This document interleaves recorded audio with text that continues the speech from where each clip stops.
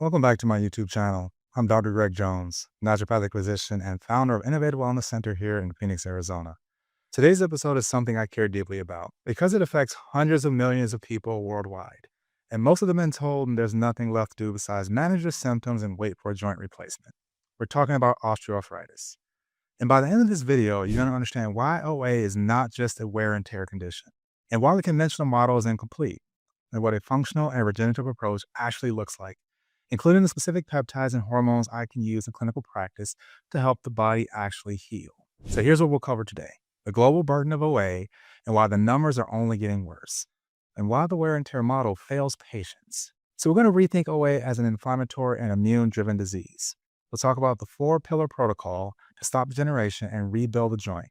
And we'll talk about key regenerative peptides and how they work mechanistically. So let's get into it.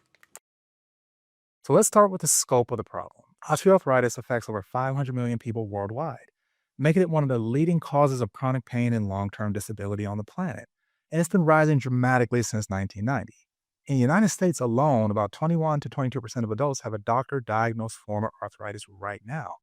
By 2040, that number is projected to climb to nearly 26%. And that's driven largely by an aging population, rising obesity rates, and increasingly sedentary lifestyles. And high-income countries bear a disproportionate share of that burden. And healthcare expenditures for OA run into the billions annually.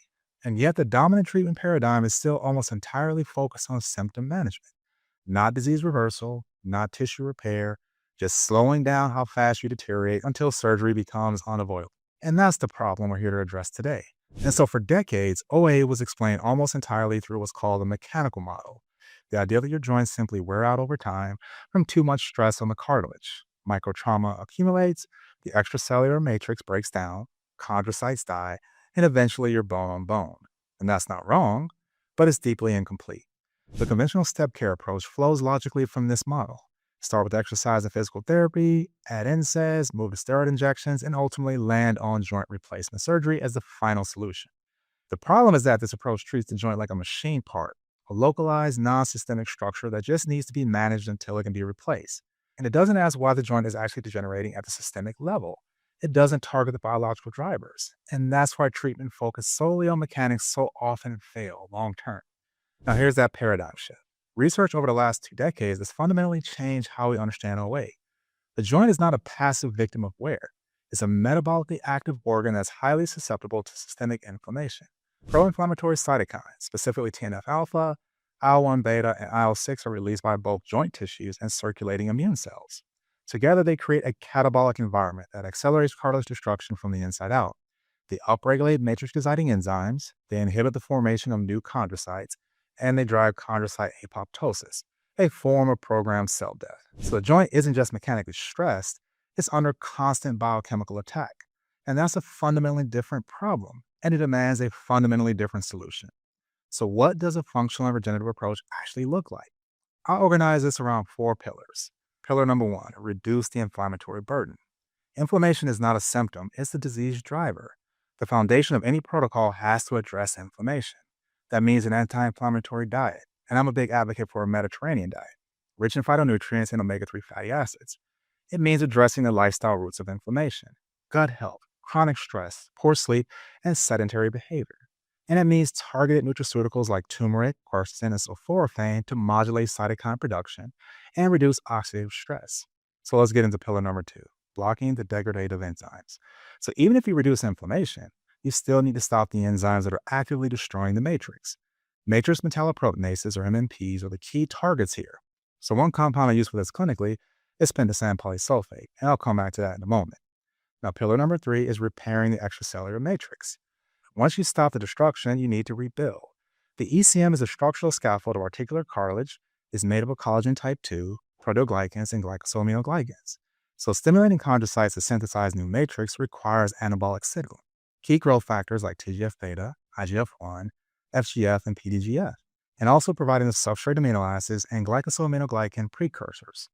Now, pillar number four is optimizing anabolic hormones. And this is where functional medicine really differentiates itself. Testosterone acts directly on androgen receptors inside chondrocytes, and that promotes the synthesis of type 2 collagen and proteoglycans. It supports bone mineral density, and it modulates cytokine production with anti-inflammatory effects. Now, DHEA exerts counterprotective effects by balancing catabolic and anabolic signaling pathways in the cartilage. And the GH-IGF-1 axis, growth hormone and IGF-1, is a central regulator of cellular repair and regeneration. IGF-1 directly stimulates chondrocyte proliferation and ECM synthesis. But here's the nuance. You need the axis optimized, not excessive. Both low and too high growth hormone activity promotes joint pathology. This is why I like to use growth hormone stimulating peptides rather than exogenous growth hormone injections. Now let's talk about peptides specifically. These are some of the most exciting tools in regenerative medicine right now. Let's start with pendisan polysulfate.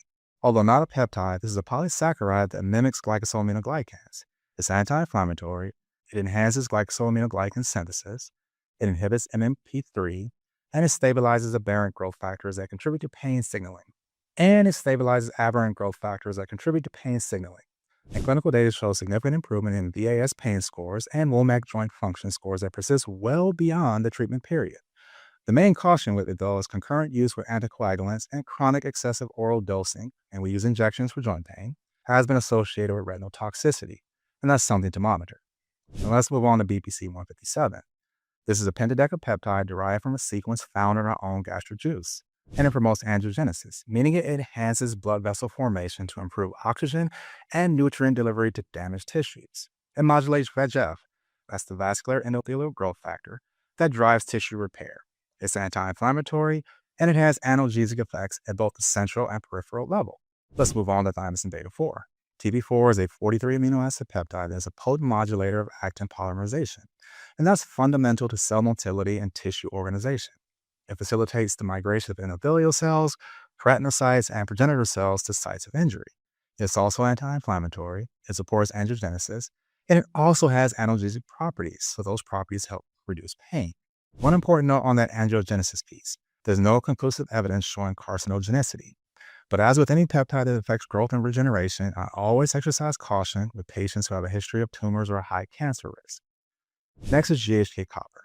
GHK-Cu is a tripeptide that binds copper ions to support wound healing, immune function, and collagen synthesis. Its mechanisms of action include stimulating ECM remodeling, specifically collagen, elastin, and GAG synthesis. It downregulates pro-inflammatory cytokines and stimulates 14 genes associated with antioxidant production. It supports angiogenesis as well and has neuroregenerative effects that may contribute to pain modulation. And last but not least are growth hormone-releasing peptides. This is a category of peptides that stimulate the pituitary gland to secrete growth hormone in a pulsatile manner. The main ones I use clinically include CJC-1295, that's a GHRH analog that promotes a stable, prolonged increase in growth hormone and IGF-1 levels. And then there's ipamorelin, a selective growth hormone secretagogue that stimulates release without affecting cortisol or prolactin. And then there's tesamorelin, an FDA-approved GHRH analog with strong growth hormone axis effects. And then there's MK677, an orally bioavailable secretagogue that mimics ghrelin. The collective mechanism here is upregulation of IGF-1 that supports chondrocyte proliferation, enhances collagen synthesis, improves tendon and ligament integrity, and increases osteoblast activity for bone density. And these work best as an adjunct to the broader protocol that includes lifestyle, anti-inflammatory support, and regenerative injections. The key takeaway here is that no single intervention is sufficient on its own. And what I've laid out today is a system-based approach that addresses multiple layers of pathology simultaneously. You establish the foundation first, reduce the inflammatory burden, block those degradative enzymes, and restore the ECM. And then you also optimize the anabolic hormonal signaling necessary for joint repair. And simultaneously, you can layer in peptides for repair and regeneration. This is not symptom management. This is disease modification. And when done correctly, it can meaningfully change the trajectory of their joint health. So if you've been struggling with osteoarthritis, joint pain, or the early signs of chronic degeneration, and you've been told your only options are injections or surgery, peptides, hormone optimization, and functional protocols might be a key piece of the puzzle. So if you found this breakdown helpful, go ahead and hit the like button, subscribe for more research-backed insights on peptides and longevity medicine, and share this video with someone in your circle who might benefit. Thanks for watching. Dr. Greg Jones, and I'll see you in the next one.